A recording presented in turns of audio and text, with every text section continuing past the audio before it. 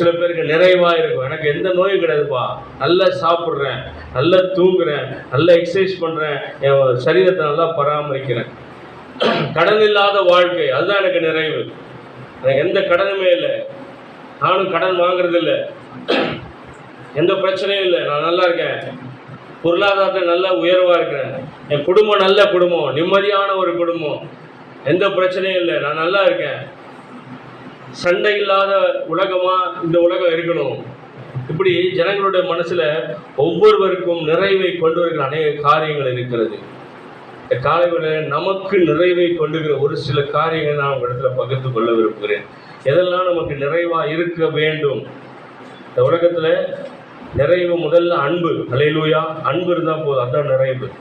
அந்த அன்பு நமக்குள்ளே வந்து விட்டால் எல்லா குறைவையும் மாற்றிவிடக்கூடிய பண்பு அந்த அன்பு இடத்துல இருக்கிறது. அல்லேலூயா. அன்பு தான் எல்லாத்தையும் சகிக்குங்க. ஒருத்தருக்குள்ள அன்பு இருந்தால் தான் குடும்பத்தில் நல்ல நல்ல அட்ஜஸ்ட்மெண்ட் இருக்கும். கணவனுக்குள்ளும் மனைவிக்குள்ளும் ஒரு அன்பு, அந்த அன்பு தான் கட்டி எழுப்புகிறது குடும்பத்தை. பிள்ளைகளுக்கும் பெற்றோருக்கும் ஒரு நல்ல அன்பு, கனெக்டிவிட்டி.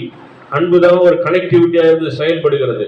இதில் கொஞ்சம் விரிசல் ஏற்பட்டாலும் ஆடினாலும் எல்லாம் கட்டாயிடும். அல்லேலூயா. ஆகவே நாம் அன்புள்ளவர்களாக இருக்க வேண்டும். மற்றவர்களோடு அன்பு, தேவனோடு நமக்குள்ள அன்பு, சமுதாயத்தோடு நமக்கு இருக்கிற அன்பு, இது ரொம்ப முக்கியம். ஆகவே நிறைவு எது என்றால் முதலாவது அன்பு.